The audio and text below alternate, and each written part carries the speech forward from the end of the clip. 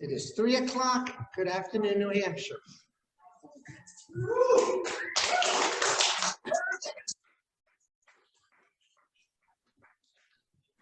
Want to make sure I'm in the right place. Is anybody here in favor of independence? I'm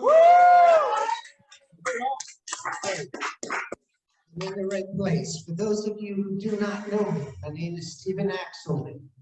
For those of you who do know me, my name is Stephen Axel. Very honored to be here today. I was here last year. I hope nobody remembers me because I'm going to say the exact same thing. I'm the founder of an organization called Americans United for Peaceful Separation. And under that rubric, I'm super proud. You can see on your screen the head of Texas, who was here in person last year, who I'm sure you remember, and the head of CalExit, and we will get to them very, very shortly. I'm also, believe it or not, the vice president of CalExit, even though I'm not a liberal. We'll talk about that a little bit more. And I'm also a board member of the Foundation for New Hampshire Independence, of which I'm also proud, and we'll get back to that in a few minutes.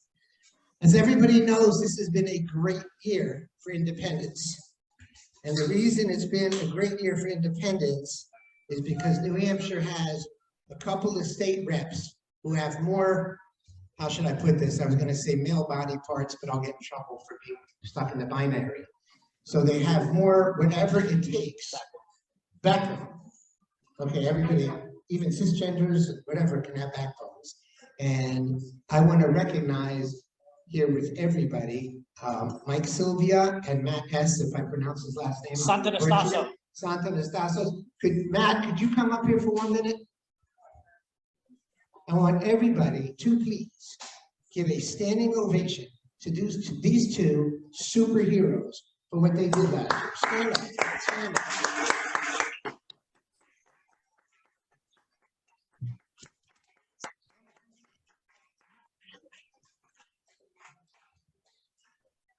All right, come on over. Yep. Right there. Yep. It says, this is presented to New Hampshire State Representative Mike Sylvia in recognition of his courage and tireless efforts as the sponsor of CACR 32 in the New Hampshire House of Representatives, presented at the PORCFEST Porcupine Freedom Festival, and it's a super honor for me to give this to Mike, and it's got on the bottom of it, Texas, New Hampshire, and yes, California. You're the man.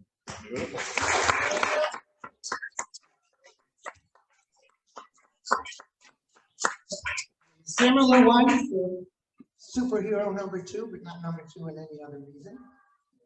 To Matt Santanastasio for also having the unbelievable courage and working so hard to sponsor these guys. Take a picture if everybody's taking a picture. Oh yeah, it'll be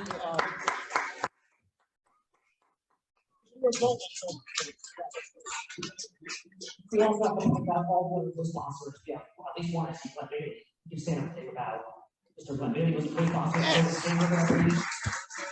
Yes. And any other revenue sponsor that voted in favor of it.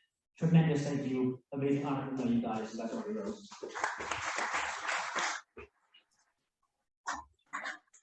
In the interest, is this still on? Is this on?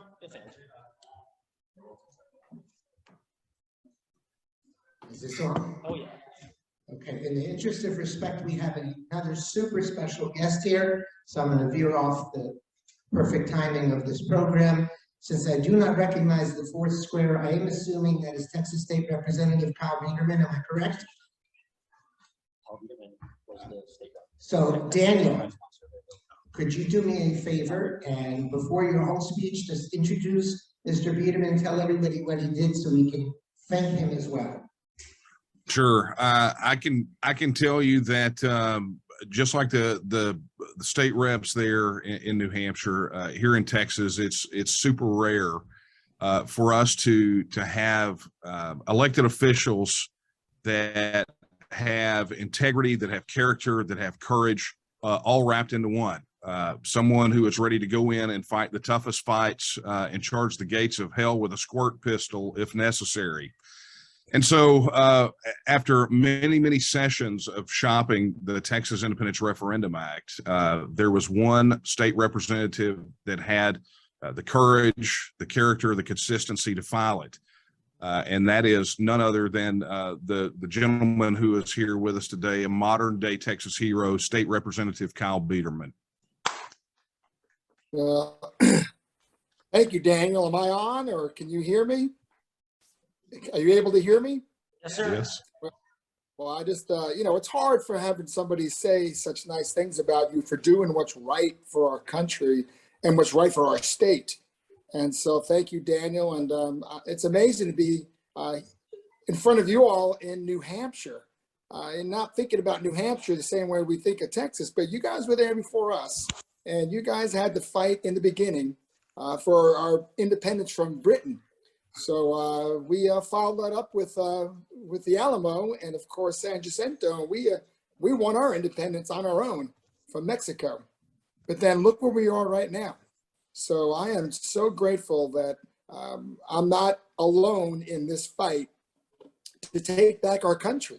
And if we can't take our country back, then we shouldn't be part of that country. And we're talking about the government of the United States. We're not talking about America. We're all Americans. We've all been Americans, even before we had our independence from Britain. We were called America, and we were Americans, and we're still Americans. And those people that say that you're anti-American for being for Texas, that's because they're just ignorant. They don't have any idea. They've lost that spirit of freedom and liberty that we've shed blood for over 200 years. So I'm really grateful to be in company with you all. Stand strong. Your other legislators are probably not going to be too afraid to support you right up front. But, things happen in New Hampshire that we can't even do in Texas. So I'm going to be praying for you guys and praying for your legislature to have the courage to really stand up to what's happening in this country and what this government is doing to every one of our states. We've just given up the rights of our states that we've had in our 10th Amendment. And fortunately, our founding fathers gave us the opportunity to make changes if we need to by putting the authority into states and also into individuals. And so if we have to go in on our own, we're just going to have to go in on our own. But the rest of the country, when I came out with Texas and the legislature and the bill that we put forth, thank you to TNM and Daniel Miller and his group, I got calls from all over the country. I got calls from all over the world calling me, thanking me. So you all are in great company. People are all behind you, because if the people don't stand up, this country's gone, because our leaders are so weak, and they have no ability to do what's right anymore. So it's going to be the people that have to stand up, and we need the legislators that have the guts to give the people a voice. So thank you very much.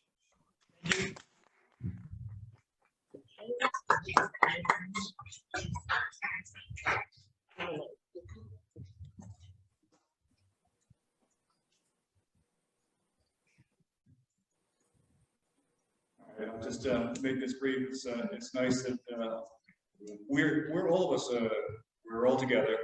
We're not out here fighting alone.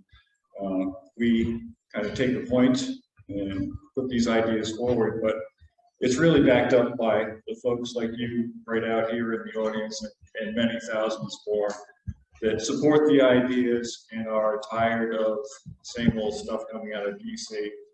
The government we have in DC is not the government of the Constitution, and we need to do everything we can to encourage them to get back to it or say goodbye. So I want to thank you folks that have been working on this for even longer than I am. I'm just kind of a newcomer to it, but I'm willing to step up there and be part of it. So I thank you to everyone that's come before me and got this thing rolling. Thank you.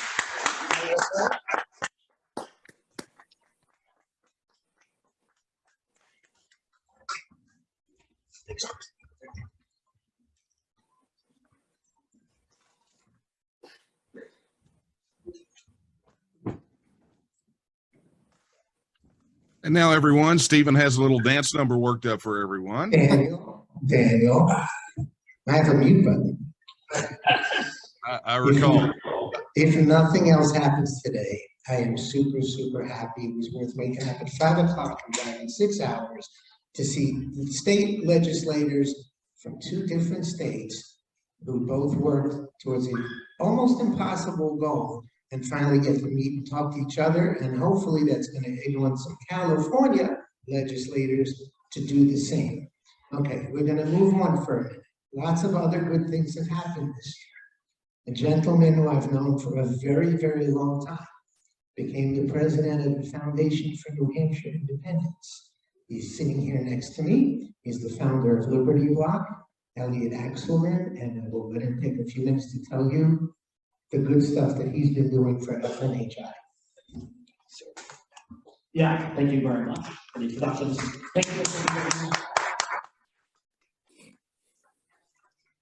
Thank you so much for the media, Mr. Peterman, Mike Sylvia, Matt Sasso, and all the other sponsors, and Marcus and Daniel, and thanks to my father. So I'm the president of the Foundation for New Hampshire Independence. I'm extremely proud to serve on the board with a bunch of other people here for attendance. It's a 501c3 nonprofit that seeks to educate people about the benefits of New Hampshire independence from the Union. And yes, we filed that with the feds in the state, and that's our mission statement, and they, for some reason, approved us as an organization, which is great. The foundation is currently commissioning a survey. The check went out the day I left PORCFEST a few days ago, yesterday morning, for a survey that will be the first one ever in New Hampshire, done by Survey USA. It'll be an official poll on whether the people of New Hampshire, random citizens, support independence. And hopefully in a few weeks we'll have the result of that poll. And that'll be part of a bigger 8-state poll, including Texas and a bunch of other states. So we can see how many people in New Hampshire support independence. Now, I'm sure the legislators here, Mike Sylvia, and the others will speak more to the legislation we have, CACR 32. But I'm extremely excited. We had initially 9 state reps, including some leadership sponsor legislation, and ultimately 13 voted against the table motion. So we have 13 reps support it. And I've heard from dozens of others, almost 100 others, saying they support it and that they couldn't politically live with voting yes and take the political repercussions, which I understand.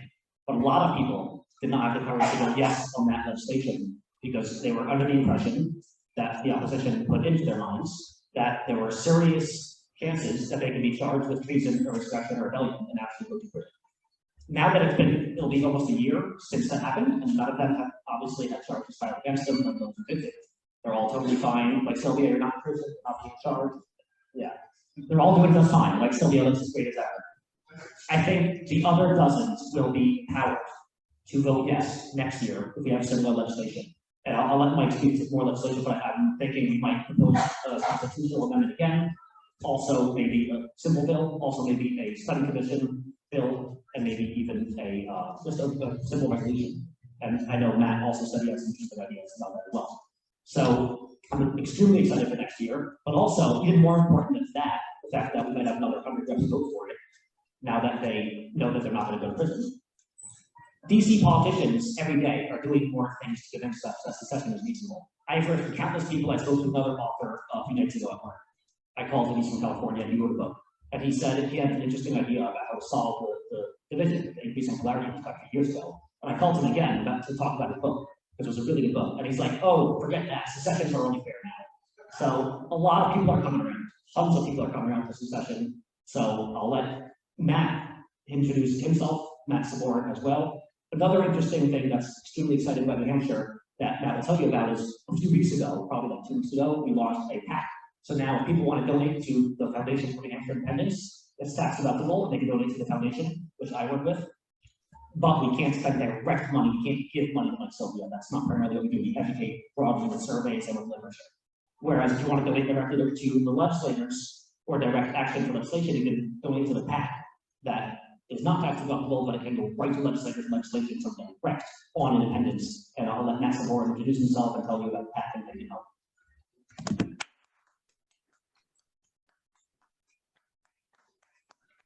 Thank you, everyone. My last name is actually a little bit longer than that. It is Matt Sabor and Dishwania, the French sound last name. Nice to meet you all. I moved to New Hampshire last year, got really involved with the Free State Project.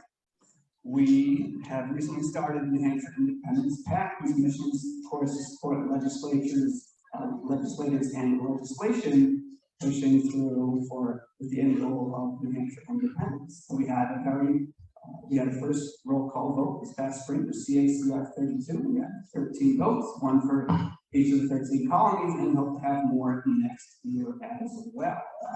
Our website is up, mypac.org. That's where we are accepting donations as well. We've been challenged by a local representative running for Congress to try and raise 10 grand. We're already a quarter of the way.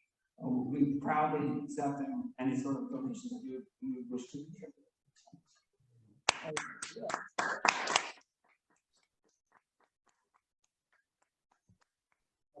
Say hi. Greetings, pleasure to be here and pleasure to really serve the people, folks right out there. It's not especially sort of establishment. It's a great day. It's good to see that we have so many people interested in independence, and we're looking for all the great ideas to come with our next session. I've got a little bit of a hurdle in the primary challenge, but I think we can get past that.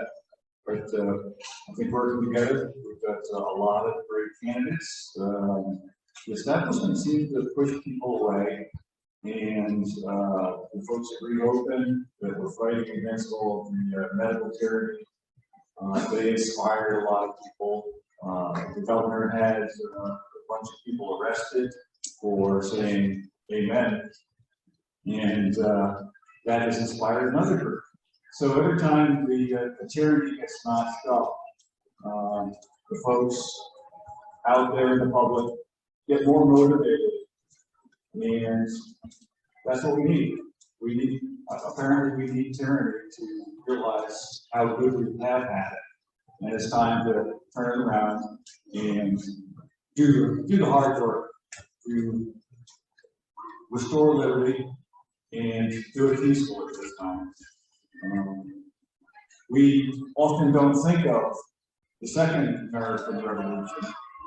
There was a peaceful revolution when the Articles of Confederation were overthrown and replaced with the U.S. Constitution. That was a revolution, and nobody really thinks of it that way. But it was peaceful, so it can be done again. And I think there are many states, as we see, that are thinking about this central control, looking at it, knowing that it is not what was planned for us. So it's time to turn it around, get everybody's attention. We're doing it more and more. The ball is rolling, and we'll run with it. We'll have more and better. Thanks.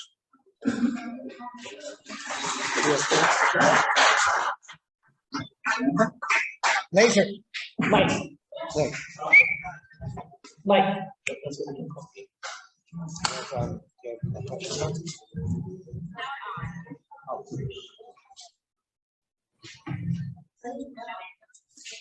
Sorry, Stephen.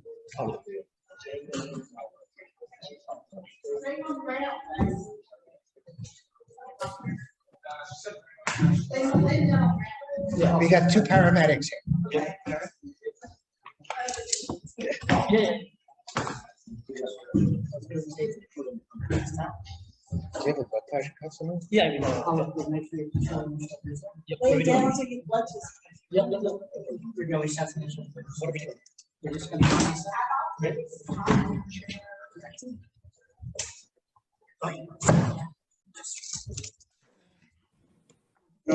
You okay? Yeah. Yes, give it a minute. Good news is that Alu works in health and EMTs. Okay. Yeah, I'm here. Well, I just can't believe that. Yeah, I was. Wow, this. No, I do not. No. Yes, I have. But I thought these on the lots. Thank you so much. Sure. You know what? Let's put his legs up on the chair. Yeah. So, listen to you. Take a deep breath. Thank you so much. Let me know if we need to call an ambulance, please.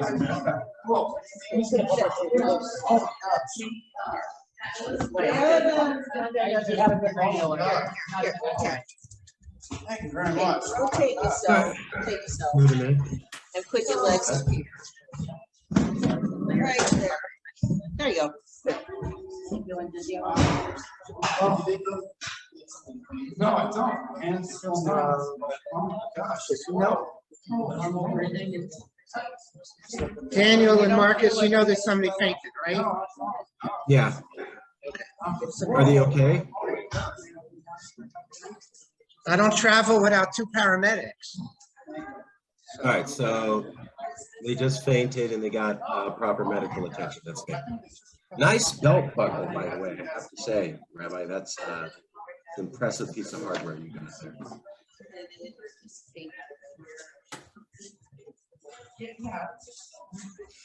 While we have a minute, Kyle, I would love to interview you sometime if you're ever open to that.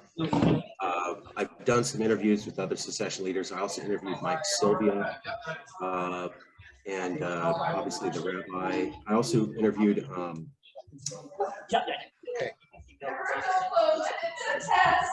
F.A. Buckley, who wrote a book on secession recently. So is it okay if I email you? Folks, we're going to continue the program while the medics and doctors and whoever else is working on this gentleman. Lots and lots have been going on in Texas over the last week. Our friend Daniel, who was supposed to be here today in person, was busy tearing up Texas at their Republican state convention, and lots of things happened. So Daniel, I'm going to turn over to you to tell us all the cool news. He's on mute. He's on mute. I did that. Look at that. Now we can hear you. Check for the win. Well, what, Marcus, are you criticizing my mime skills? Because that's what I'm hearing. No. Look, yeah. So, I mean, obviously the last 48 hours have been a bit, I don't know, how can we say this, hectic, exciting, whatever it is. When Newsweek is pumping out 4 articles telling us how it's horrible that we're doing it and that the government will murder us if we try, just to scare people for voting improperly. I think we're doing a good job. But for those who don't know, essentially what has happened is we started way back when. I think the last time I was with you guys a year ago, we had just launched our petition effort, which, you know, not to go into a bunch of redux, but we don't have true initiative and referendum here in Texas, but there's one narrow exception. And we were going to ride that out. So we rode that in through the election. We fielded a ton of candidates, but in addition to that, one of the things that we began to do throughout the primary season, obviously, other than identifying supporters, was start gearing up delegates that were going to be delegates to the Republican convention. And some people may ask why the Republican convention. Well, the Republican Party is the dominant political party here in Texas. Their state convention is literally the single largest political convention in the world, with over 9,000 delegates. So, I mean, it's a pretty massive convention. So, this was something that we wanted to do to effectively piggyback off of the floor fight that we had in 2016 to add a plank, at least respecting the right for Texans to vote on it. Something that we got through in 2020 with about 93% support. We wanted clarifying language on the existing plank, but more than that, what we wanted a very explicit call for the legislature to put it to the vote, to put independence to a vote of the people, right? It's what we wanted. We wanted our rights under Article 1, Section 2 respected, and we wanted the dominant political party in Texas to essentially make that an official part of their platform. And through a lot of tireless effort, not my work alone, but a massive team of people, volunteers. We entered the convention with right at about 1,000 of those delegates were already declared TNM supporters, plus all the ones there that we had not identified previously. And what we wound up doing was shepherding language that came in from the county and SD conventions all the way through temporary platform to permanent platform, and it made it to the floor. And generally, once it gets past the floor and gets to an actual vote of the delegates, it is almost unheard of for a platform plank to go down. So we're expecting the official results announcement any day now. But the bottom line is that now the Republican Party of Texas in its platform has not one, but two calls to give the people a vote on their independence.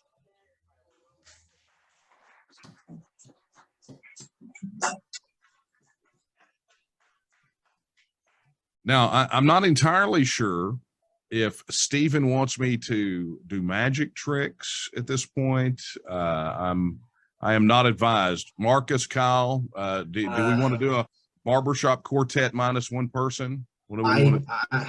I could, we could do that, or I could just give you some accolades on how the Cal Exit movement views the success of Texas. We want to say, this is something I've said many times. Whenever one of us wins, we all win.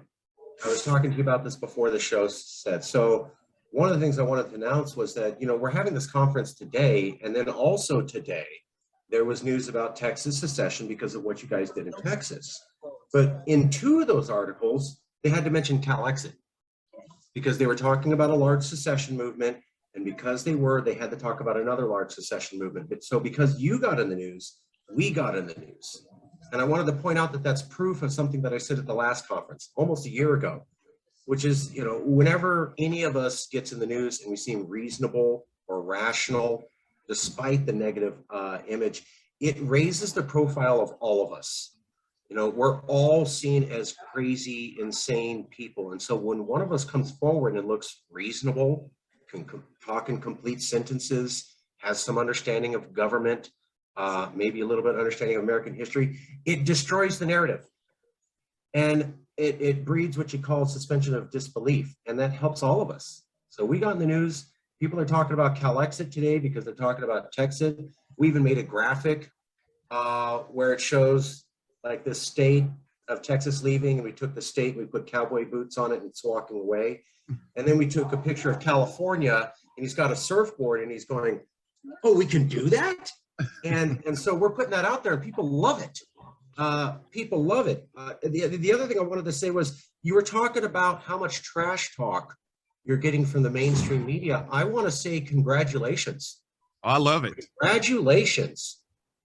Yeah, Kyle can attest. You know, as we fought that fight for HB 1359, if I told him once, I told him a million times. The nastier they get, the more I love it. I mean, it just makes my day interesting. Boy, you know, that is so true, because they won't even acknowledge what we do as conservatives, the liberal media, because they know that they could shut us down by just ignoring us. But when they don't ignore us, and especially on something this important, then you know it's really getting under their skin. And that's what it needs to be. But they're actually giving us, they're giving us the exposure that we wouldn't have before. And, you know, there's going to be people obviously that are just brainwashed, are going to believe them. But to get that information out, it just shows the rest of the country. It gives them hope that there are people that are standing up, because the liberal media doesn't want the country to know that there are patriots out there that are not going to give in to the government, that are not going to be sold out, that are not afraid and are not scared. And that's what these other people need to know throughout the country. And I'm so grateful, Marcus, for what you're doing in California. And, you know, it just seems here in Texas, as I said earlier, we fought for independence after the Revolutionary War. It became the United States. We fought again, you know, as Texans. And look how quickly they forget. And look how quickly people don't recognize, you know, what we had to go through to have what we have.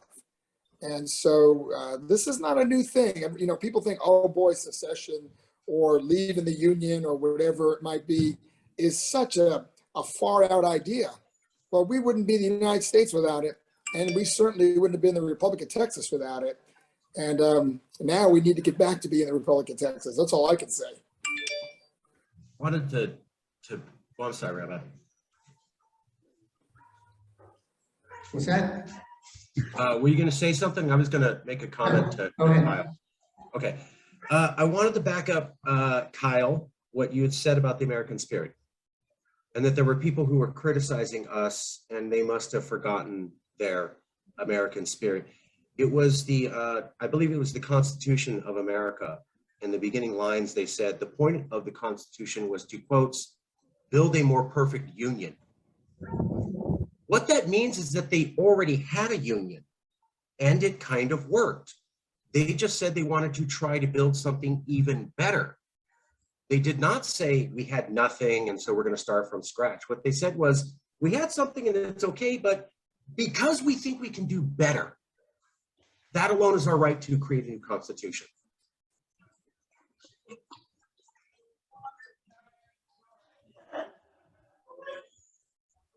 We never should have told him there was $1 million in donations because of his speech. I think that's what he said. Go ahead, Marcus. Because the Constitution by the first Americans said to build a more perfect union, what they were saying was they already had a union with England and they had a lot of rights as Englishmen, but they felt they could get even more rights. And so they had a more perfect union. How dare people tell us that we don't have the right to explore a better union for our governments when that is exactly the animus that motivated the first American founding fathers. It's literally in the Constitution. And so you're telling us you can't attempt to do better in a government. That's what the first Americans said. So if you're against that, you're against the first American spirit. It was because Englishmen had so many rights, according to historian Niall Ferguson, that Americans wanted even more rights. And it was because the only democracy in Europe at that time was the English Parliament that these Americans had the idea that they could even have democracy. And that comes from Francis Fukuyama, one of the top political theorists here in America. So keep doing it. We are the original American spirit. This is the American spirit to do this. And how dare anyone tell us that we don't have the right to discuss ideas and vote. I am constantly disgusted to see people say, how dare you file an initiative in Texas? How dare you vote? How dare you encourage people to vote? How dare you? How dare you discourage people to embrace democracy?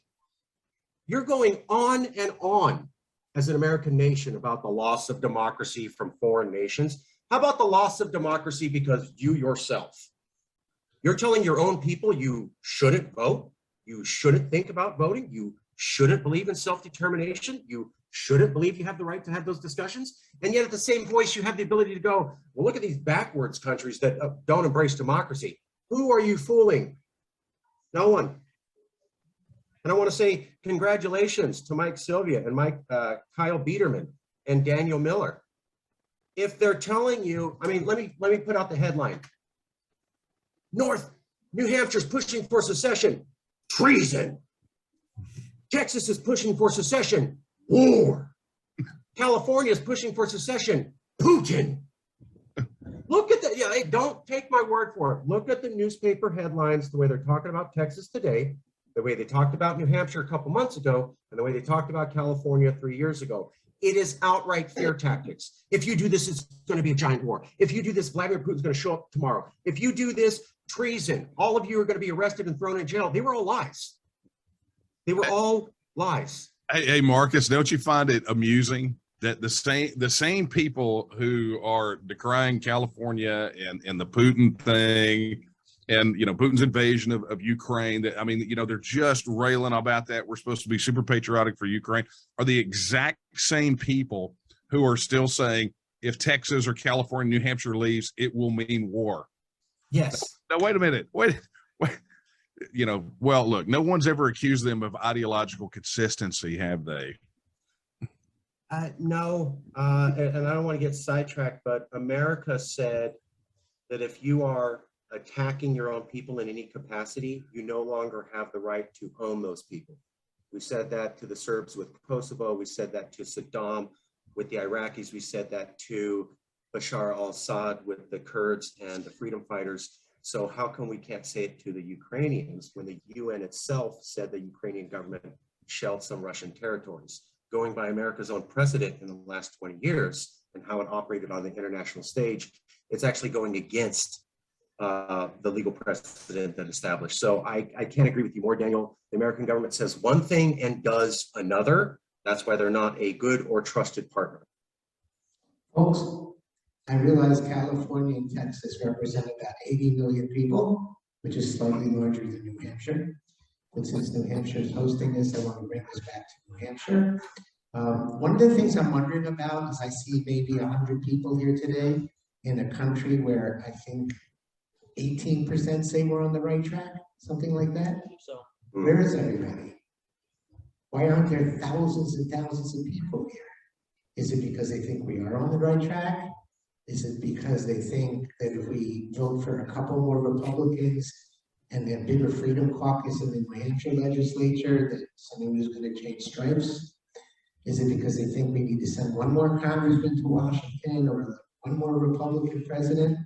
Is it because they think that we're going to be attacked like Eastern Ukraine? But that's what I really want to know. So what we're going to do now is last year we did not have a lot of time for questions. We're going to open up for the next hour or so to questions. Please try to keep your questions as short as possible. If you want to direct them to anything specific, fine. If not, I'll be happy to direct. So if anybody has questions, please head over to the mic. And specifically, if you have reasons why this is a really dumb idea.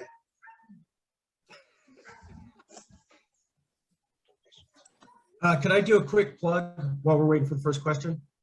sure. I just want to say thank you to the newly elected CEO of Yes California, Jason Wright, the newly elected Vice President, Rabbi Stephen Axelman, and the President myself for getting Yes California to come here. Yes California is in contact with about 80,000 Californians, 40,000 on Facebook, 20,000 on Twitter, and about another 30,000 on email. We are going to be hosting the only online certification in secession, online courses in secession. We'll be the only one hosting it anywhere in America. That's coming soon. We're also going to have a non-fungible token physical coin for celebrating secession. We'll be the only ones providing that in all of America. We will also be filing an initiative for California secession right after the midterms, when we expect Republicans to take back control of the House and the Senate and Californians to freak out like they did in 2016. We're filing a 501c4 to raise money for that. And we'll also be releasing our counter arguments against CalExit handbook in the next few months. And I wanted to point out something significant. You know, it wasn't since 1861 where you had multiple elected officials from multiple states having a conference about secession. What did we have today? Kyle Biederman, Mike Sylvia, 2 elected officials, 2 different states at a conference on secession. Tell me the last time since 1861 we've done that. And Well, you already have people who want to step in, so go ahead. Well, there may be many possible benefits to secession. What do you foresee as some possible drawbacks?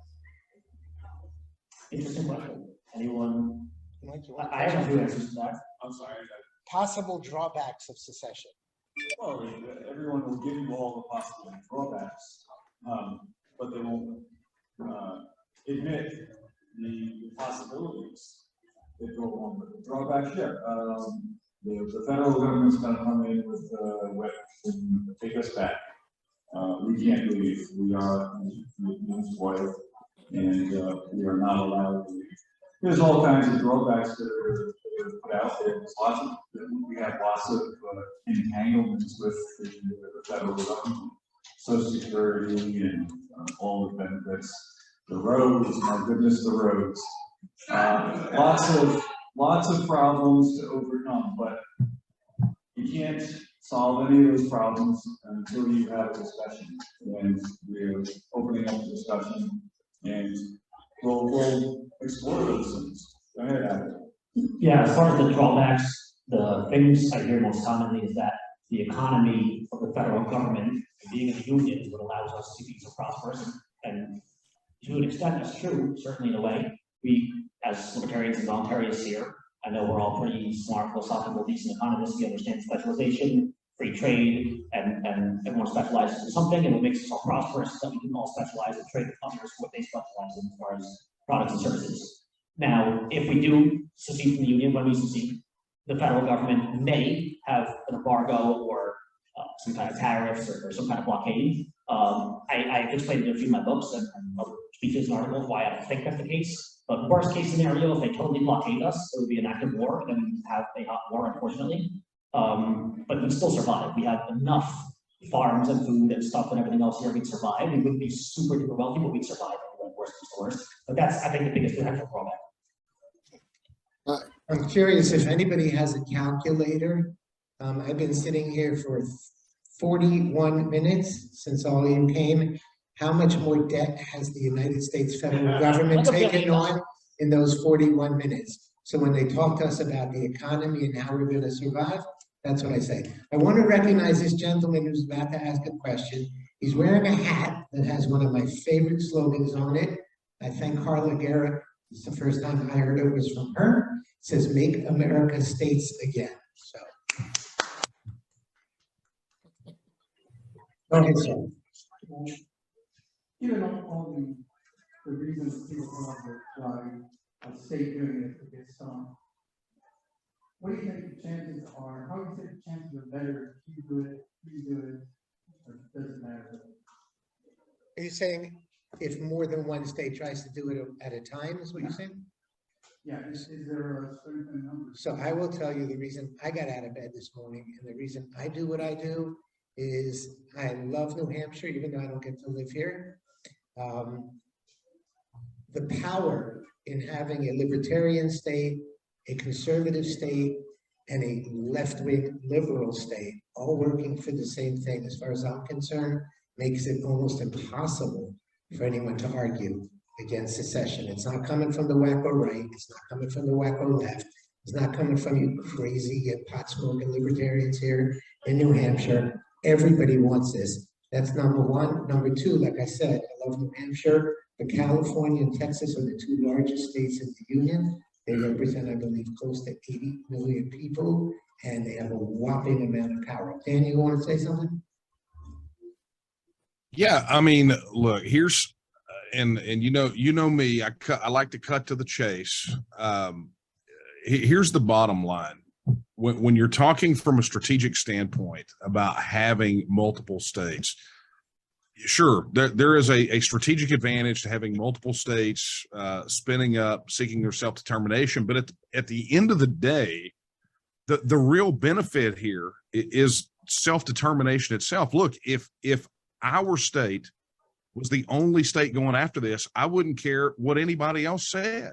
I mean, it wouldn't matter what was happening in the rest of the world. The rest of the world could be marching toward a global super state, and independence would still be the right course of action for our state. And the fact that there are multiple states in the United States that are seeking this out, I think it tells the tale that, you know, we're in a dysfunctional and broken political and economic union, and it's long past time that we have the right of self-determination. We believe that the government that we have right now is not a government of our choosing, and it's a violation of the fundamental right of self-government, self-determination for it to be the case. But I'll just sort of dovetail into the previous question about what are the drawbacks. You know, this goes to the question that I ask all the time, and you guys probably have heard me say it time and time again ad nauseum till you're sick of it, but I'm going to lay it down again. Here's the thing. If your state right now were already a self-governing independent nation among nations, it had control over its own immigration and border policy, it had its own currency, its own military, its own embassies and passports, everything that 200 other self-governing independent nations around the world had. And instead of talking about exiting, we were talking about whether or not your state should join the union. Knowing everything you know about the federal government right now, would you vote today to join the union? And if your answer is no, then who cares what the potential disadvantages are, right? It means that the situation that you're in is untenable, because if you wouldn't go there, you don't need to be there now. Okay, yeah, next. I have a few questions. My first question is, if New Hampshire becomes its own country, wouldn't it gain powers that federal government has, such as a military and power currency wouldn't it then gain some corruption that's caused by the excuse of national security to do everything they want to do, and the ability to print money and really not currently fund all their projects? That's my first question. My second question is, if we didn't fund independent Asian, what would be like many of those Asians who are bothered by the CIA, trying to control them, trying to do them? And is that something, how would we do that? Okay, I love your question. I'm curious if we enter into a dialogue at one point, what your alternative is, because I love your question. As far as the first question, I think about it a lot. What's to prevent New Hampshire from becoming another United States? Power corrupts. Absolute power corrupts, absolutely. The difference is the wonderful, wonderful thing that you guys are so lucky. Look at Mike Sylvia here. How many people don't know Mike Sylvia? How hard is it to go and talk to Mike Sylvia? How often do you see him on the street? I live in New York State. Do you know it's a celebration if once a year you lay eye on a state representative? And trust me, you don't come close to them. You do not ask them questions. If you see them, I was recently speaking at a Memorial Day function. They're up on the dais. They come in with their bodyguards. They leave with their bodyguards. And anything besides, hi, I love you, you're the greatest thing since Swiss cheese, they run away.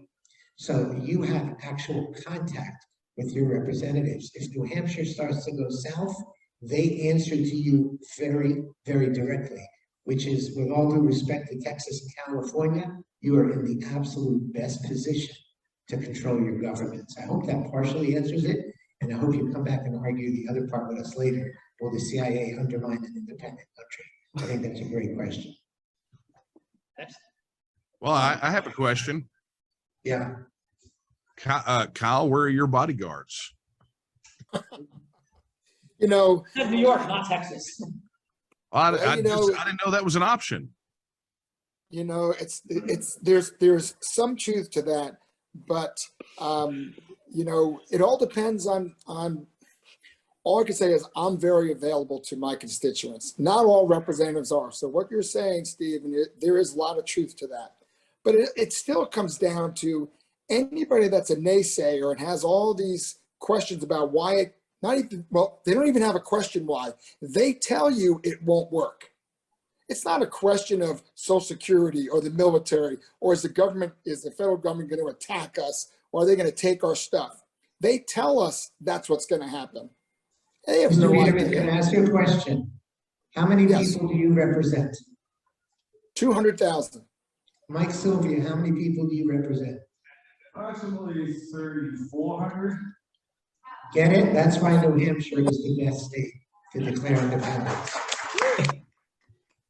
Hey, I would love to run in New Hampshire. My goodness, trying to Now, by the way, I'm not going to ask you trying how to much you knock on get doors paid. for 200,000 is a lot. I could ask you how much you get paid. That's up to you, but I can tell you what they get paid up here. I believe it's $100 a year. We get $600 a month. For how many months? 12 months. A Oh, okay, year. for every month. Okay. Wow. But to the Wow. question, which was a great question, why won't we become like the United States? New Hampshire won't, because it's so small and the government is so responsive. And not to mention your wonderful governor, but if he didn't have his eyes on Washington, I think you'd have a very different governor. Okay, next question, please. Hi, I'm PORCFEST. I've serving in Illinois, Army National Guard, and we're kind of transferring here in Hampshire, now that I'm president of Mexico. If or when secession happens, would the current National Guard Council just be directly stated to be the military of the council, or would there be some other movement or conversion process from one to the other, or option three, a completely brand new military around it? How would that conversion work? Thank you. Right, so as I understand, National Guard was intended to be the state organized militia in a new formatted package. And part of that was to avoid having the federal government take everybody off the service like they've done in recent years in Iraq and beyond. I was in the National Guard when I was a young man. And Was that last week or 2 weeks ago? that was back in 76 through 84. But there was no chance at that time that we would have boy, no one ever even thought about it. It was just the weekend warrior routine, and we were there to protect the state. So if the federal government can drag the National Guard off to a foreign adventure, then we are left with nothing. So I think that with the independent New Hampshire, the National Guard has become our state militia. Daniel, I want to go to you for a second real quick, and then Marcus, because Daniel, you have a different status down there with the military, if I'm correct. Yeah, I mean, I didn't catch the entirety of the question, but here. The question was, what would happen to the National Guard if they became independent? But you have a different situation in Texas. Yeah, and Kyle can definitely talk about this, particularly from a policy standpoint too. But just to tee it up for him, Texas has down here what's called the Texas Military Department, which is effectively a 3-branch military made up of the Air National Guard, the Army National Guard, and the Texas State Guard. And so, you know, as we talk about Texas moving forward, we always talk about that can serve as a foundation or backbone to build up off of. But Kyle could talk more about that from a policy standpoint. Yeah, real quickly, anything about Texas, you don't secede and then try to figure it out. You vote to secede, you vote to start the process, and then these questions get answered when government officials are on the under fire to have to give you the answers. Right now, they don't have to tell you anything. There's no transparency, and we have no leverage, zero leverage right now. So people can say whatever they want. The government can say whatever they want. As soon as we have a vote by the people, we now have leverage to actually start debating, start having a dialogue, and get these questions answered with leverage, not just opinions out of nowhere. And that's what's so important. And in Texas, I speak to we have, military here from the federal government. I talk to them all the time. If we secede, they're joining Texas. They're not going to stay in the United States. They want to join Texas. So there's so many things that'll happen, but we've got to have a vote that gives us leverage, and it forces our state governments to actually answer the questions with facts and not just hide under a rock and then say it couldn't happen. Marcus, any quick comment from California? Yeah, a couple of things. One, they did a study on secession. I believe it was a Canadian university. It was the only one that looked at it, overviewed by the London School of Economics. And they said that peaceful secession movements are negotiated within 3 to 5 years, max.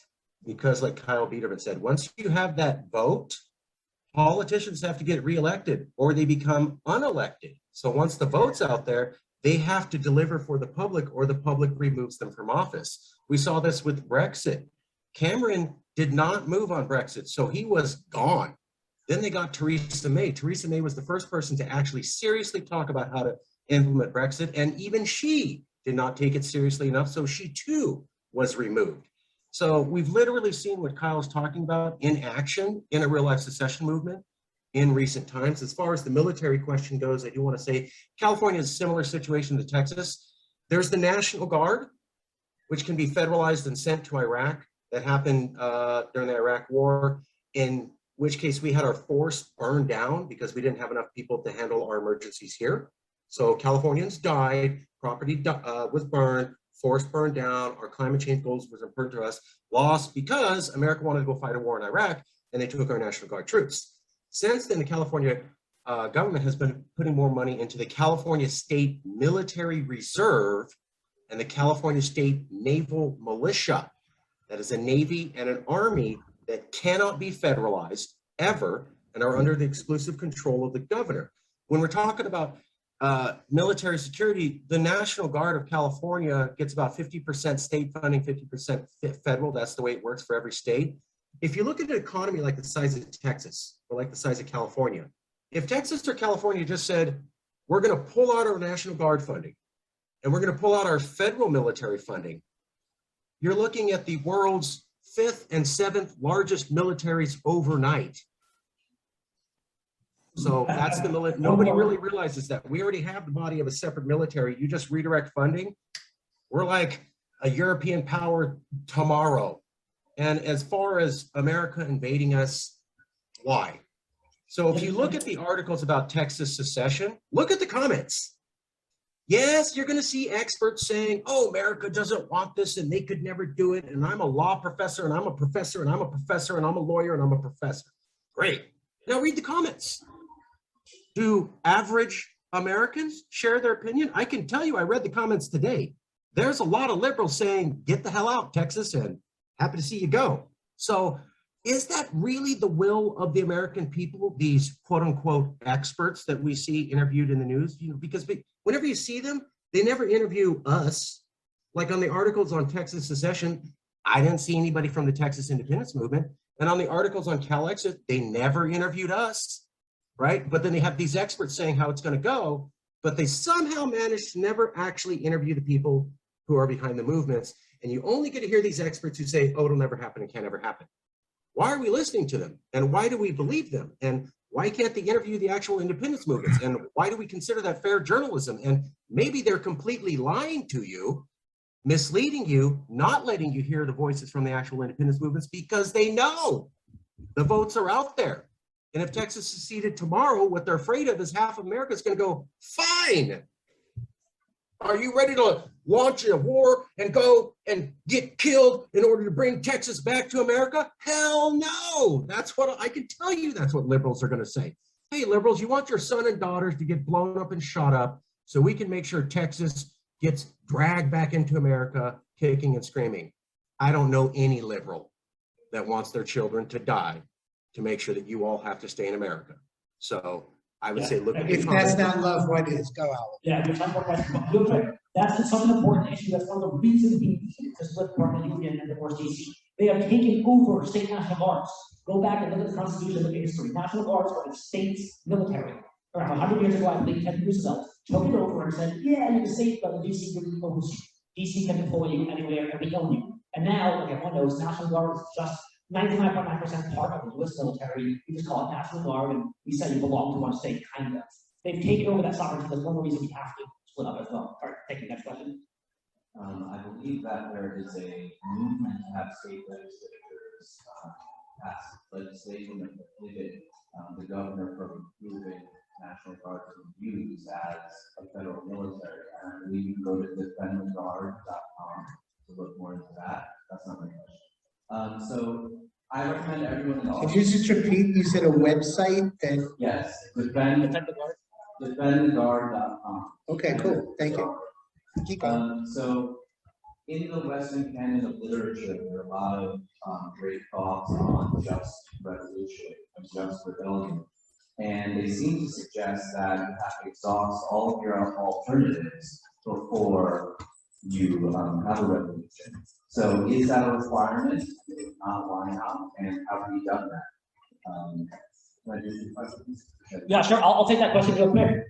We've been exhausting our resources every day for the last 45 years. So I think that that's a good and proper way to go about things, and certainly there's been a lot done to push back against the federal government and various issues. Can there be more? Possibly, and that might be one of our next steps, is to make sure that we have covered all of those bases. So, Yeah, just read the whereases in the Declaration of Independence. Do we have to do more? That's a fantastic question. Okay, next question. Oh, you have a second question. Go. Yeah, so if secession happens, what is the probability that will be under some kind of economic warfare with the United States and for hot military conflict? And if that is the case, is the secession still justified? Can you justify the cost of war, 10-year war against the United States of America? I'm going to let somebody else answer that, but I hear the abused wife saying, can I justify being killed, so I should stay. Daniel, you wanted to say something? Did you hear the question? He's I think muted. you're muted again. Marcus had his hand up. Oh, Marcus, go. I'll go super fast. So war would only happen if Texas or California seceded and a majority of Americans said, oh no, we want them back. Why is that the theory we're always thinking of rather than the theory of half of Americans say, fine, I don't want them back? Like we always go to, you're going to leave and immediately people are going to want you back. Do you know the level of polarization in America? I mean, have you seen the surveys? The division between the left and the right is higher, is close to 1861. There's something called the Big Sort, where conservatives and liberals are moving to different counties away from each other. Americans who would want to keep each other together are already separating from each other. It's at 70%, the Big Sort, where liberals and conservatives since 1977 have already moved away from areas they don't politically like and into areas that they like. We have more landslide counties where 80% of everyone in that county votes one way than anywhere in American history. So where is this concept that we're not already split, we're not already neatly divided, there isn't already bastions of left and red, and that we want to come together? And again, if you look at the comments on CalExit, I mean, my God, there's tons of conservatives saying get lost. And if you look at the comments on Texas secession today, my God, there's tons of liberals saying get lost. So why do we entertain this idea that people are going to want it back? Secondly, if you left, we're going to be leaving on friendly terms. Nobody's saying get your guns and leave. The CalExit movement and the Texas movement are dedicated to peaceful secession. We have never said, where's my AK-47 and that's my way out. So if we're pursuing legal negotiated secession, why would we need a war if it was negotiated with America? And third, when they talk about trade war, why? America went with NAFTA.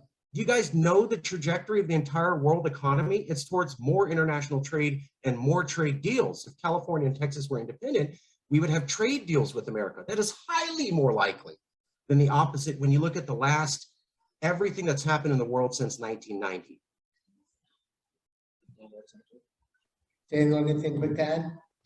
Yeah, I mean, honestly, just to echo what you said before we threw to Marcus, which is, I mean, look, this is a pretty straightforward proposition, right? When the whoever asked the question asked if they engaged in, and I thought I heard economic warfare, would it still be justified? And look, the threat of economic warfare is used by abusers all the time to prevent the abused from leaving the situation.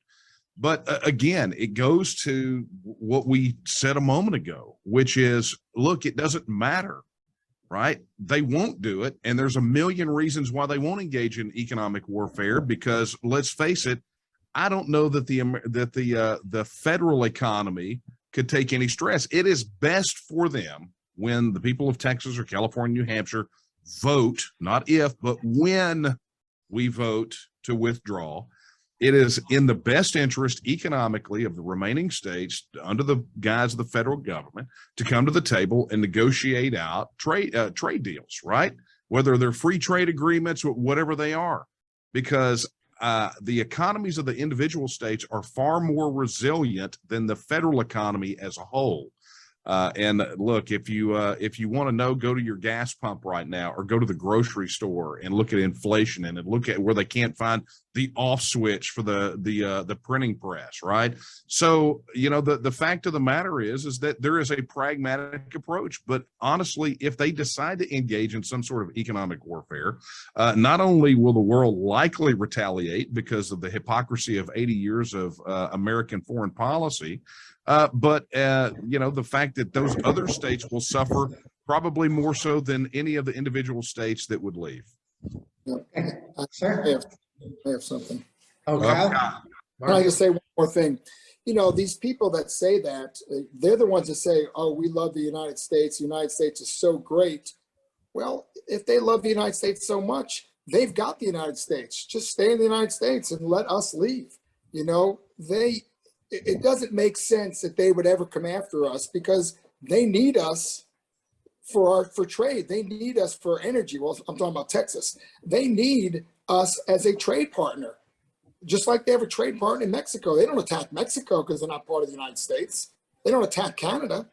You know, why would they attack Texas or California if they're not part of the United States? If they love the United States that much, they have no problem with us leaving, but they just want to work with us. And so, you know, again, these are the things that everybody loves to talk in the minutia about. What if, with no strategy, no opportunity for debate. and no leverage to talk to our government. So you can just blow smoke all you want. But I tell you, people need to have the right to vote. And then we need to sit down and talk and figure these things out. Hey, we could be wrong. Daniel and I could be wrong. Marcus could be wrong. How do you know if we don't have the debate? You know, how do you know if we don't sit down at the table with the people that have all the power and force them to have this discussion with the American people? Next. If I could real quick.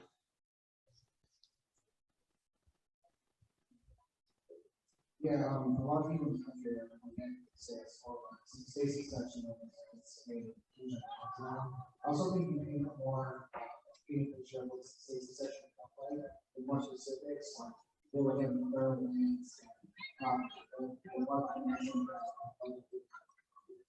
Excellent question. So for those who didn't hear, he asked what would happen specifically, to talk specifics with various systems and questions. What would happen to federal lands, our economy, our education infrastructure, all the different systems in the state once we leave the union? Great question. Legislators asked it during the last session. That's why I wrote a little booklet called Articles of Secession where I answer all the questions. You know, I have the booklet here for sale and everything, and it's also online for free on libertyblog.com. All the articles, so I've written like 10, 12 articles, answer these questions. Good news, we'd all be fine. We wouldn't all die, we wouldn't all starve. Everything would work better than before.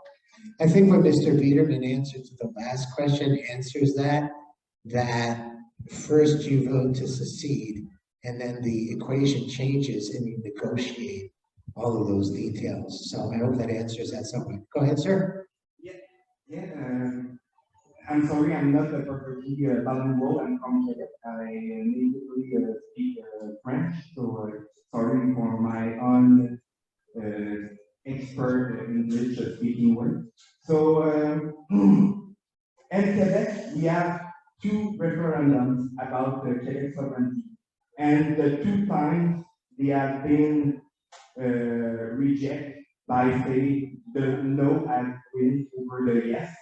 And there's a lot of people that say in 2022, and it continues today and forever, that the two referendum was been stolen by the Canadian government by trafficking the result. So all libertarian a New Hampshire referendum on the sovereignty will be have a perfect electoral result and without fraud, without stolen, and very legit way. I think what he was asking is, do we have faith in our electoral system, that there's electoral integrity? I can't speak to the rest of them. I'll say personally, I never trusted elections, never have, never will, especially after the 2020 election, which I think there were tremendous issues with Biden being elected. Yeah, I mean, Mike would probably speak more to voting in the legislature and the people on the ballot voting. We would need 2/3. The way we did it, we need 2/3, 67% to vote in favor of leaving. Do I trust the electoral process? Not really. We're working on making it a little bit less easy to cheat. But I'm curious if Mike has thoughts on election integrity.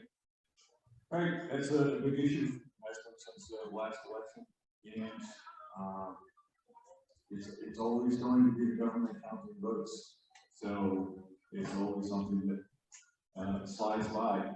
People, it takes people to get out, watch the polls, watch the shenanigans and go on. But you know, the public is not interested, or it's too much of an investment to go and be an observer and watch these things closely.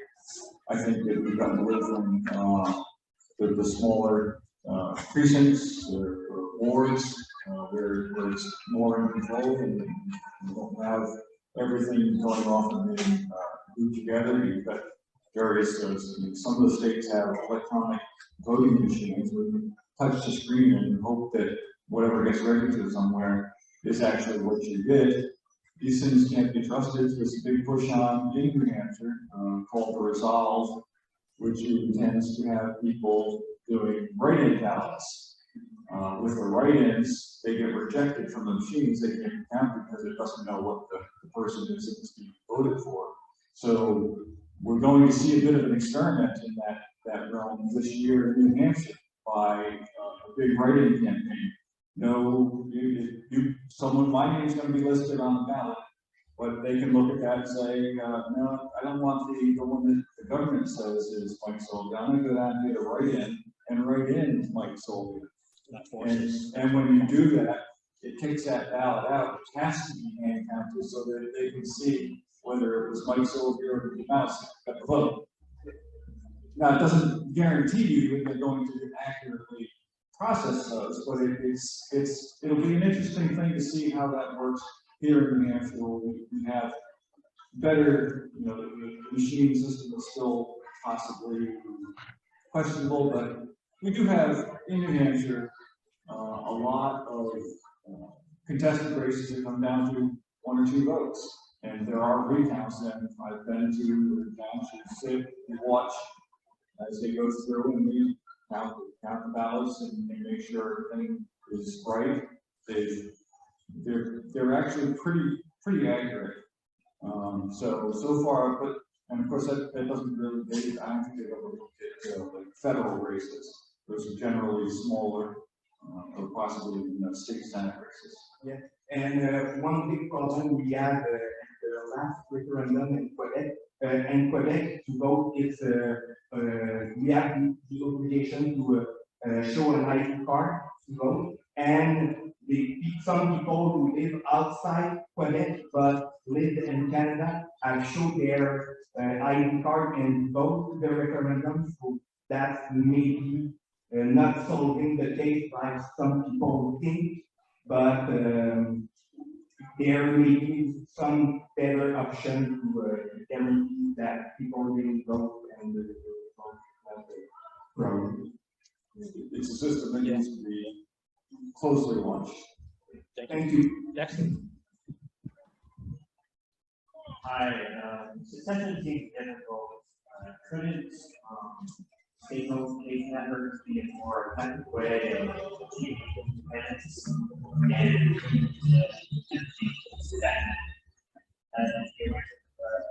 resources?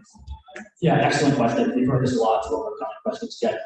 For those who are familiar, nullification is the practice of a state government nullifying federal law, kind of blocking and refusing to enforce that federal law.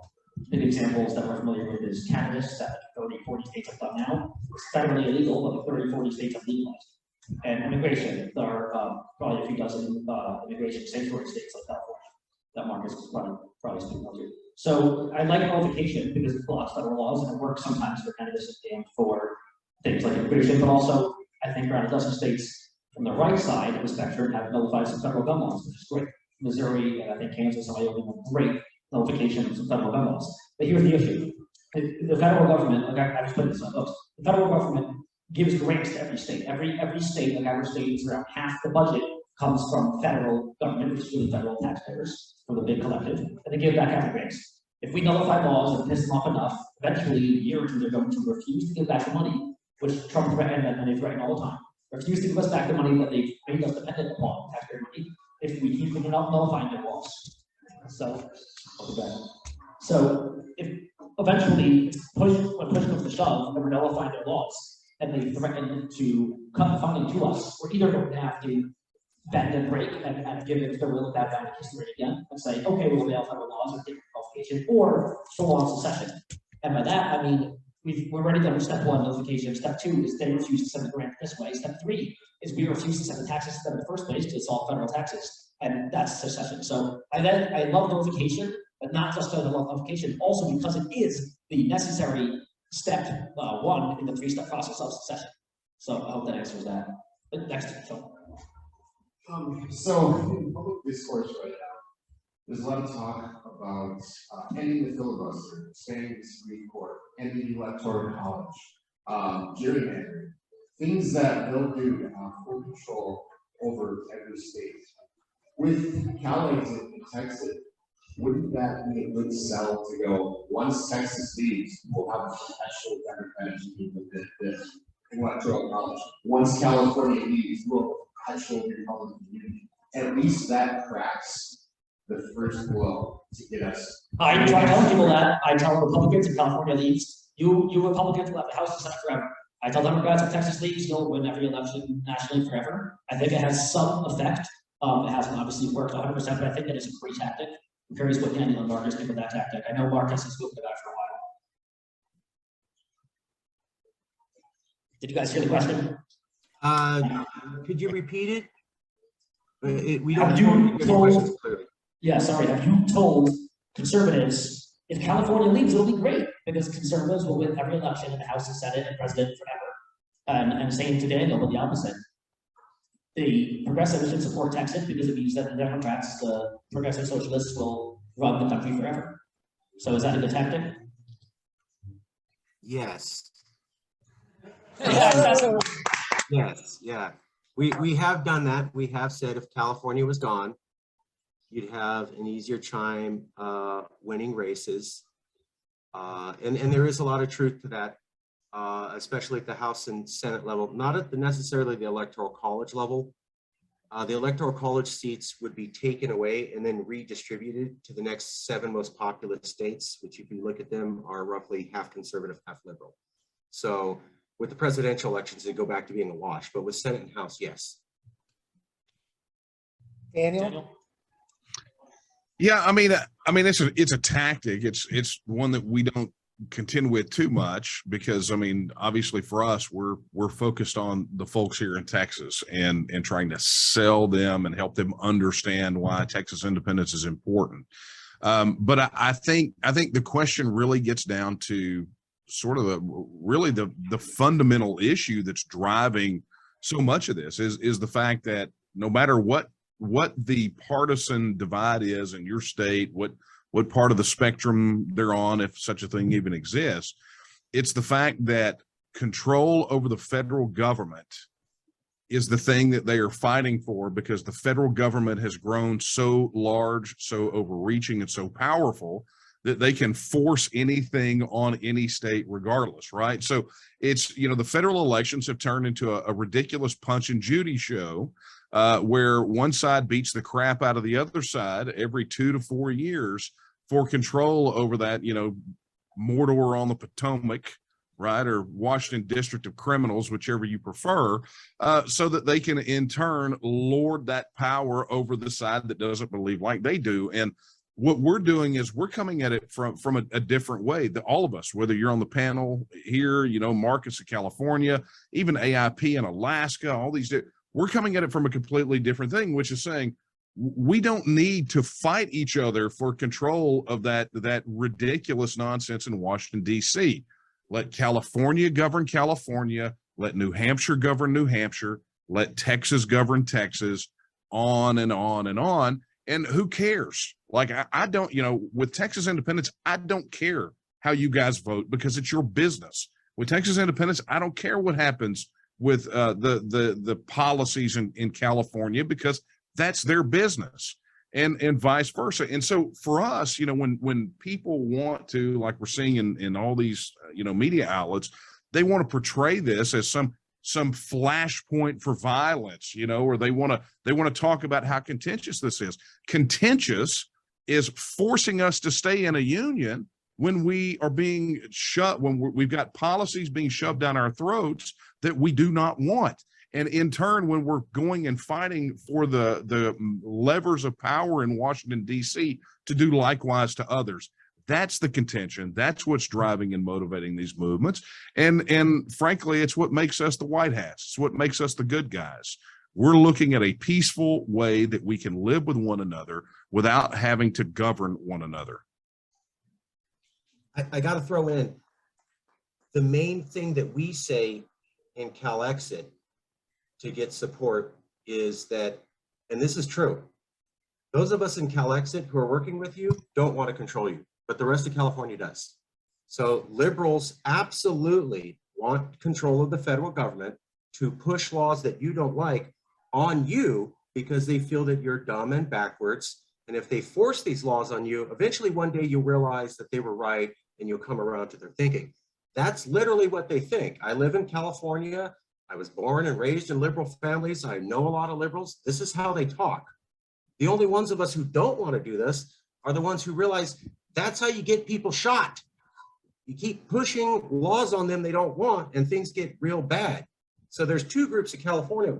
Those of us who recognize we're going to a bad place, And the rest of them who watch MSNBC and CNN and think, oh, those poor backwards red state people, if only we can just win the next election, force our laws on them, and then they'll do what we tell them to do, and in 10 years, maybe they'll get it because they're so stupid and backwards.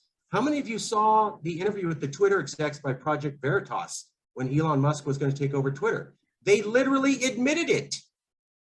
So get rid of California conservatives, or Californians will be coming to take over your laws and force them on you.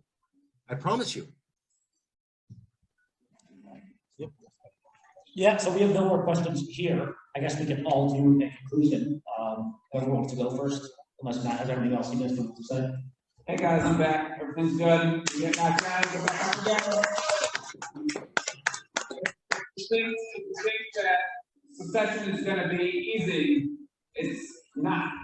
I mean, it's gonna take some time. It's not a revolution, right? We're not trying to do anything crazy, but it's gonna be a lot of hearts and minds to win over. So very excited to be on this adventure with everyone up here. A little bit more about the PAC, so everyone understands how it works. So it's kind of like a heart that pumps, and funding comes in, and then funding goes out for the candidates that we want to have. That's support secession, single issue PAC. So chances are, and we know that we had 13 voted for it this past spring, and there are many more who just need a little bit more public positive peer pressure to do the same thing. So all the candidates that we want to support are probably candidates that are already in the New Hampshire legislature that you know already. So if you can go to our website, you can donate to the PAC. You can also send us a message as well if you want to refer someone who we should be going to look at.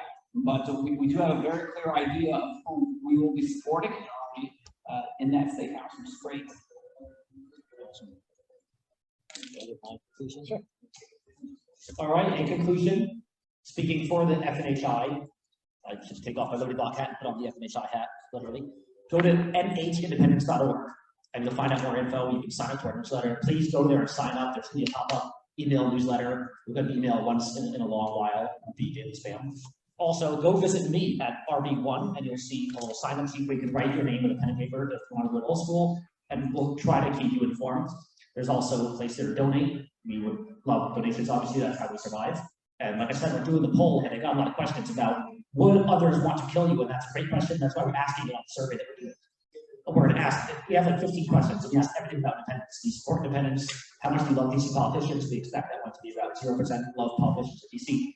We ask, do you trust your people to conquer more state legislature or capital, DC politicians? We know where that one's going to go as well. But one of the questions is, if one state decides to leave the union, to separate, would you support the federal government using military action to kill them and bring them back by force? Would you support economic embargo or blockade, or would you let them leave and not use violence to kill them? So those are the three options to that answer, I believe. So in a few weeks, again, you'll see on independence.org, Liberty Block, the PAC will all be telling you the results of the survey very soon. So go to the site, sign up, please donate. The other ways we can help just encourage legislators like Mike Sylvia and the others here to keep being strong. Encourage other legislators to support independence to vote yes for it. And talk to your friends about it. Talk to your friends about independence and keep normalizing it. I've been talking to people, and guess what? I think the majority of people that are random people who are not libertarian activists. I talked to a bartender a few months ago, and I said, some young girl, do you support independence? Would you vote to leave the union? She's like, yes, I would vote. If there was a vote to leave the union, I would vote yes. This is random people, and plenty of people at work are the same way. So let's just keep talking about it, and we're going to win. Within a few years, we're going to be winning this thing. So thank you. New Hampshire is #1. We're leading, not them. We're leading. So we're going to show the world what we know. Amen. Marcus, parting words? The international precedent for secession is 52%. That's what Brexit qualified to leave, and it's internationally recognized. Here in California in February 2017, we had 32% say they wanted to secede, but we actually had 47.5 say they were open to secession. That puts us about 5 points short of the Brexit threshold for successful secession. The media will never bring that up, that we hit 47.5 open to secession. They'll lie to you and say 32% were for it and 2/3 were against it. That's a total lie. 1/3 for, 47.5 open to it. We're that close. I hear that the secession numbers in Texas are over 40%. This is highly likely to happen, folks, in one of these two states in the near future. So whether it's Texas or California, I think you're looking at the future right here. I think America's falling apart. It's in disunion. You can see that. And we're going to have to hit that release valve. I think a lot of people get that. And maybe some calmer heads, not at the federal level, but at the state level will rise. And I think you're literally looking at one of the first two future nations on the world platform right now. I'll leave it there. Thank you. Daniel? Sure. Look, here's what I want to, I guess, leave everyone with, because this is the thing that really motivates us, that drives us, and it's not Texas specific, right? But it does find itself rooted in our governing document here in Texas. Article 1, Section 2 of the Texas Constitution says that all political power is inherent in the people, and all free governments are founded on their authority and instituted for their benefit, and that the people have at all times the inalienable right to alter, reform, or abolish their government in such manner as they may think expedient. Okay, that is a statement of the fundamental and inalienable right of self-government and self-determination. And when we begin to look at our rights and think of all the rights that we think of as inalienable, right? The right to keep and bear arms, freedom of speech, freedom of religion, all of those, understand that the right of self-government, the right of self-determination is just as inalienable. And we have to fight just as hard for those because we have to treat it as an inalienable right. And so all of us here, you know, whether you're watching this panel, you're considering the idea of independence, whether you're against, whether you're for, at a minimum, we should agree that the people have an absolute right to vote on the issue. Because at the moment that right is denied, then it's just, it is akin to showing up to your house, kicking in your door, taking your guns, or putting a muzzle on you, or forcing you to go to a specific church and participate in a specific religion, whatever those inalienable rights are. So the bottom line, I think, for everyone here, for what we're doing in Texas, for what you're doing in New Hampshire, for what you're doing in California, for what's happening in Alaska, in Puerto Rico, in the northern states of Mexico, and all of these other places around the world that are embracing their right of self-determination, my message to all of you here is, don't ever give up. It took Scotland 800 years to get to a referendum. 800 years, right? We're all practically wet behind the ears babies at this panel. So we have a long road to go, but the fact of the matter is that we are closer than we have ever been. Because I know in my heart of hearts, regardless of what poll numbers say, and the poll numbers are super favorable for us, but regardless of that, I know this: if Texas goes on a ballot tomorrow, it wins. And it doesn't win by a little, it wins by a lot. We are going to smoke these guys. We're going to beat the crap out of them because we can sell independence, we can sell freedom, and we know for damn sure they cannot sell Washington, D.C. So, guys, my message from Texas to every one of you, let's go win.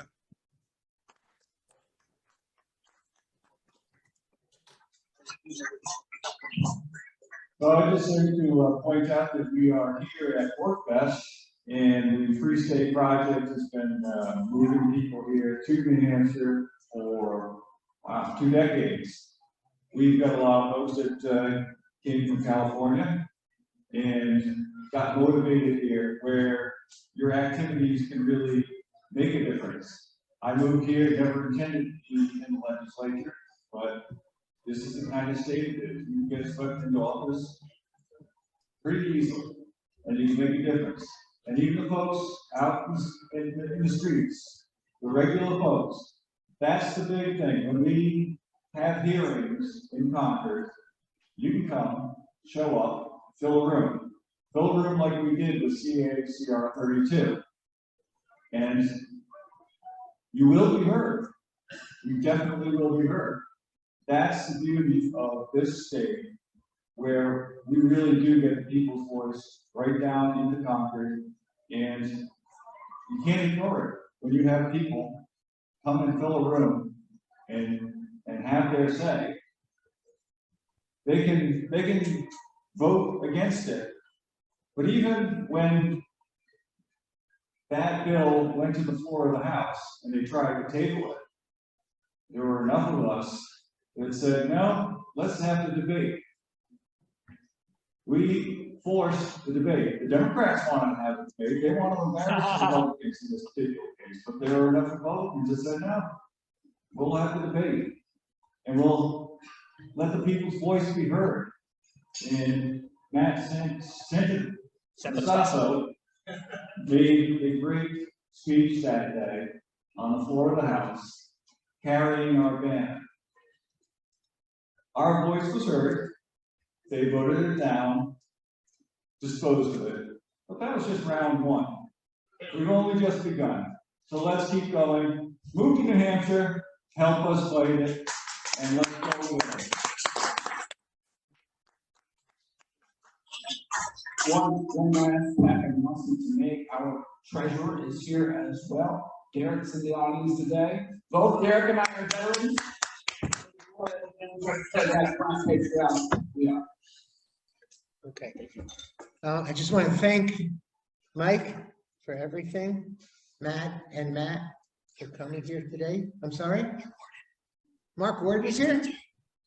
Thank you very much, Mark. You're one of the great 13, right? I'm sorry? You could do a lot worse. Yeah, thank Mark for everything he does for this day. We'll be here all day. I want to thank the technical people. I believe your name is Alexi, without which there's no way in the world we could have done this. I want to thank Daniel and Marcus for showing up even on Zoom from across the country. And I do kind of leave with a question in my mind. We have a lot less people here at 4:30 than we did at 3 o'clock. I thank those of you who stayed, but I have to think about why those who left. Obviously, they're bored. Is it because they think it's a dumb idea? Is it because they think it can't happen? Is it because they're totally on board? I have no idea. But I know one thing, like Mike said before, they need a lot of support. Back them up on what they do. So there you go. Yeah. Stand up. Whoa. Stand up and show that to everybody. NHS.us. Woo. Yeah, that's good.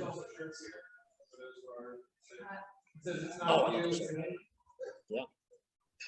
Right, and the president of FNHI's new license plate is NH Exit. Something we're very proud about. We'll stick around if anybody wants to argue with us for a little bit. Thank you so much for being here today. Thank you, Dr. Daniel. Love you guys.